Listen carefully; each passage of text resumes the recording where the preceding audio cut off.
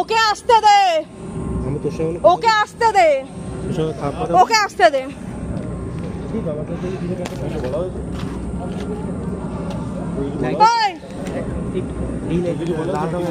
ওকে যেতে দিবি কিনা? তোকে কি আটকে রাখা হয়েছে? কে রানা আর ওরা? তোকে কি আটকে রাখা হচ্ছে? তোকে কি আটকে রাখা হয়েছে? তো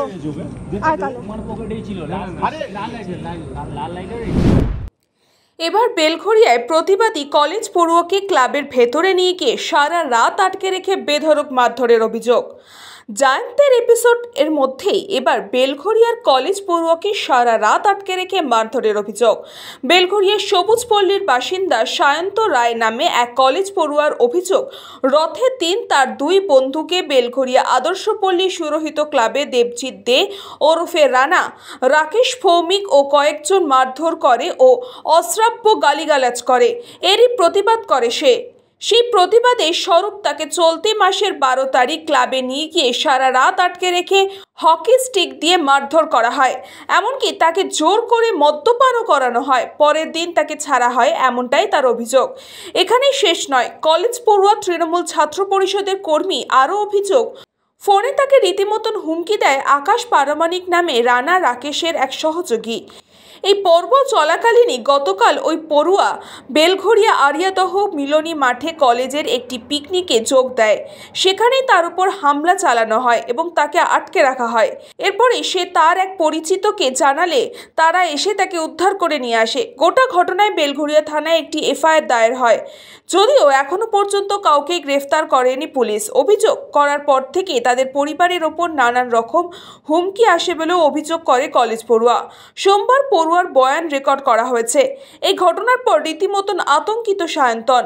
তার দাবি, পুলিশের প্রতি তার আস্থা রয়েছে। তবে প্রশ্ন উঠছে, এই রানা, আকাশ, রাকেশ কি তবে জায়ান্ট পার্ট 2 বা দ্বিতীয় জায়ান্ট? কি ঘটনা ঘটেছিল? ঘটেছিল 7 তারিখ রাতে, ঠিক আছে? একটু তুলে গাড়ি গেলা ছিল।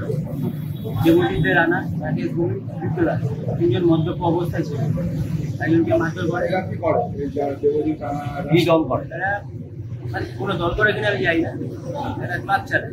আদর্শপল্লী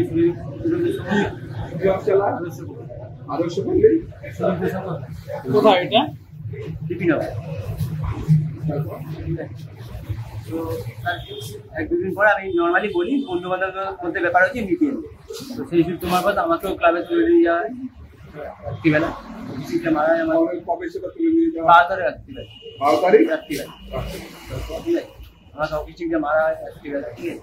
জোরজবস্তি মদ্যপান করানো, পরের দিন মদ্যপান করানো, জোরজবস্তি করানো হয়। পরের দিন সকালবেলা ছাড়া হয়।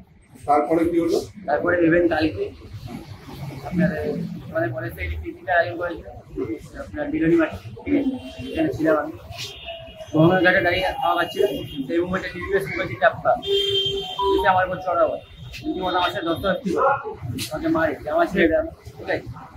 তারপরে আসে হচ্ছে দেবজিৎ রানা এবং এসে তারা আমার উপর চড়া হয়। এবার আমি কোনোরকম ভাবে আমার এক দাদাকে ফোন করি, সে আমাকে এসে মানে সেখান থেকে উদ্ধার করে নিই। সেটা কালকে কখন? কালকে হয়েছে এদিকে আমরা দুপুরবেলা।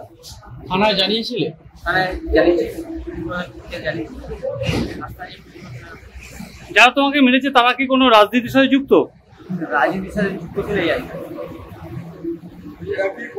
এমনি পেশায় কি করে যারা? তারা পেশায় ক্লাব চালায়, ঠিক আছে? এমনি চাকরি বাকরি করে? বড় বড় মাথা আছে, ঠিক আছে? আমার সাথে এই মুহূর্তে আছে। তুমি কি তারা কি পড়াশোনা করে? না, পড়াশোনা করে না।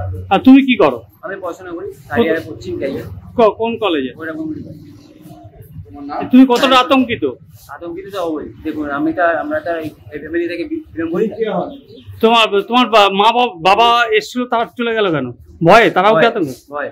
বাবা এবং মামা আসলো, এসে আবার চলে গেল। তাদেরকে কি ভয় দেখানো হচ্ছে এফআইআর তুলে নেওয়ার জন্য? কি কারা দেখাচ্ছে এফআইআর তুলে নেওয়ার জন্য? কারা ভয় দেখাচ্ছে? যারা কালকে মেরেছে তারা ভয় দেখাচ্ছে। কি ঘটনা ঘটেছিল বলতে আমি আগেও বললাম, আমি আগের ঘটনা বা পরের ঘটনার সাক্ষী ছিলাম না। কালকে ওর ফোন থেকে একটা ফোন আসে, সেই ফোনে আমি শুনতে পাই ওকে আটকে রাখা হয়েছে। ওকে বলা হচ্ছে তোকে এখানেই আটকে রেখে দেবো, তোর কোন বাবা বা মা আছে রাখ, তাহলে না হলে তোকে ছাড়বো না। তো আমি সেটা শুনে ও বিপদে পড়েছে ভেবে আমি যাই, আমি গিয়ে দেখি যে দুজন দাঁড়িয়ে আছে, মাঝে ওকে দাঁড় করিয়ে রাখা হয়েছে। তো আমি গিয়ে ওর হাতটা ধরে বলি কি হয়েছে চল, বলে ওকে টানতে টানতে আমি বের করে নিয়ে আসছিলাম। তখন আমি বেরিয়ে যাই, কিন্তু রানা মানে দেবজিৎ দে বলে যে ছেলেটি, সেটা আমি বেরিয়ে যাওয়ার পর ওকে বেরাতে দেবে না, ওর হাতটা এভাবে ধরে থাকে, গেটটা এভাবে আটকে থাকে, ও বেরাতে পারছে না। একটা মেয়ে হয়ে আমি ওর শক্তির সাথে পারবো না, এটা খুব স্বাভাবিক ব্যাপার। আমি ওকে কিছুতেই বের করতে পারি না। আমি আবার কোনো রকমে একটু করে ঢুকি ভিতরে ঢুকে আমি যখন কোনো অপশন পাচ্ছিলাম না, আমি আমার ফোন থেকে ভিডিও অন করি, যে ভিডিও দেখলে যদি ওরা করে, না হলে তো তখন ওরা যখন দেখে যে আমি ভিডিওটা অন করেছি, একদম শর্ট একটা ভিডিও হয়েছে, তখন ওরা বুঝে যায় যে ওরা পরবর্তীকালে প্রমাণ হিসেবে কেস খেতে পারে। তখন ওরা বলে এই ঠিক আছে ছেড়ে দে এরকম। তখন ভিডিওটা দেখে ভয় পেয়ে ওরা ওকে ছাড়তে বাধ্য হয়। আমি জাস্ট ওকে নিয়ে নিচে নেমে আসি, আমি এটুকুই জানি। কোথায় আটকে রেখেছিল? আটকে রেখেছিল হচ্ছে মিলনী মাঠ যেটা আছে, তার পাশে একটা পিকনিক স্পট আছে গঙ্গার ধারে, ওখানে।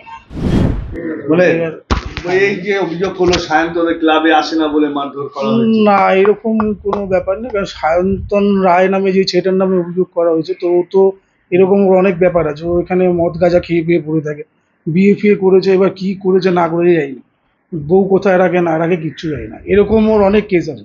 স্কুল কলেজ, হ্যাঁ ও এরকম মাঝে মধ্যেই করে, এরকম বেলগুড়া থানায় গেলেও আপনারা ওর নামে রিপোর্ট দেখতে পাবেন, মানে এরকম করতেই থাকে ও কন্টিনিউ, মদ গাঁজা খেয়ে লোকের সাথে উল্টো পাল্টা যাবে না। আবার বলছে যে আপনারা ও মদ খেয়েছে বলে প্রতিবাদ করেছে, সেই প্রতিবাদের জন্য মারধর করেছেন আপনারা। না আমরা তো জানি না কিছু এক্স্যাক্টলি কি হয়েছে না হয়েছে। এই ক্লাবেই তো মারধর করা। না ক্লাবের মধ্যে কোনো কিছু হয় না দাদা। ক্লাবের ভিতরে বলছে হকি স্টিক না এরকম নামে কাউকে চিনি না। রানাকে দেবজিৎকে, রানা নামে কাউকে চিনি না। দেবজিৎ, কৌশিক যাই না। আকাশ দেবজিৎ না এরকম নামে কাউকে চিনি না। রাকেশ। আমি আপাতত এই কাজের থেকে এসেছি, যে ফ্লিপকার্টে সব ছেলেরা কাজবাজ করে, এই কাজের থেকে এসেছি, এখন আমি বাড়ি।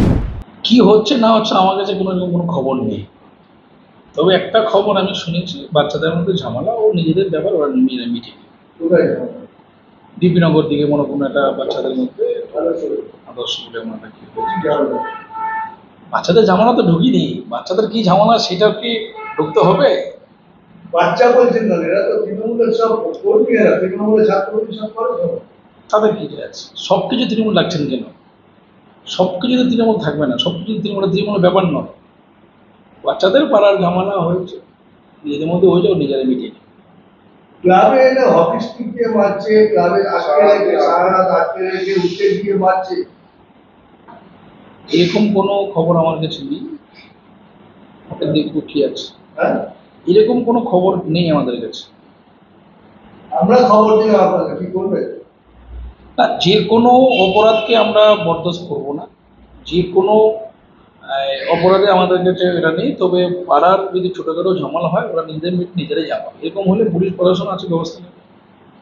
কৃষ্ণা পালিতের রিপোর্ট, নিউজ বঙ্গ টাইম। আস্থা পলিক্লিনিক ও ডায়াগনস্টিক সেন্টার, এক ছাদের তলায় বিশিষ্ট চিকিৎসকদের চিকিৎসা পরিষেবা পেতে আজই আসুন আস্থা পলিক্লিনিক ও ডায়াগনস্টিক সেন্টারে। আমাদের ঠিকানা নোনা চন্দনপুকুর, চ্যাটার্জিপাড়া। আমাদের যোগাযোগ নম্বর 7003758330।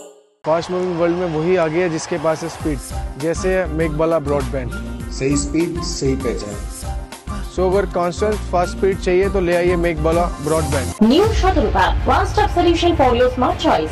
এখানে সকল প্রকার ব্র্যান্ডেড কোম্পানির TV, fridge, mobile, computer, laptop, sound system এবং মোবাইল ও কম্পিউটার অ্যাক্সেসরিজ সঠিক মূল্যে বিক্রয় করা হয়। প্রতিটি কেনাকাটায় আকর্ষণীয় ছাড় এবং নিশ্চিত উপহার।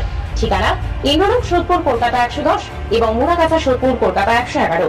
Animesh Suzuki, BT road, Agarpara. Motorcycle মানে সুজুকি। মোটরসাইকেল সেল এবং সার্ভিস করানো হয় অত্যাধুনিক যন্ত্রের মাধ্যমে। এখানে অত্যাধুনিক মডেলের বিভিন্ন গাড়ি পাওয়া যায়। পাবেন Suzuki Hayabusa, Suzuki Gixxer, Suzuki Bergman, Suzuki access 125 এবং সাথে সার্ভিস সেন্টারের সমস্ত সুবিধা। আমাদের শাখা আগরপাড়া, ব্যারাকপুর ভিআইপি তে। সকলকে সাদর আমন্ত্রণ। ওম সাই ব্যাংকুয়েট অ্যান্ড গেস্ট হাউস। আপনার পরিবারের যে কোনো সামাজিক অনুষ্ঠানের জন্য আসুন ওম সাই ব্যাংকুয়েট অ্যান্ড গেস্ট হাউসে। এই অঞ্চলের সবচেয়ে বড় সেরা ব্যাংকুয়েট। সিজন টাইমের ভিড় এড়াতে এখনই বুকিং করুন। আমাদের ঠিকানা ডাক্তার গোপাল চ্যাটার্জি রোড, সোদপুর, গির্জা। আমাদের যোগাযোগ নম্বর 9051714263।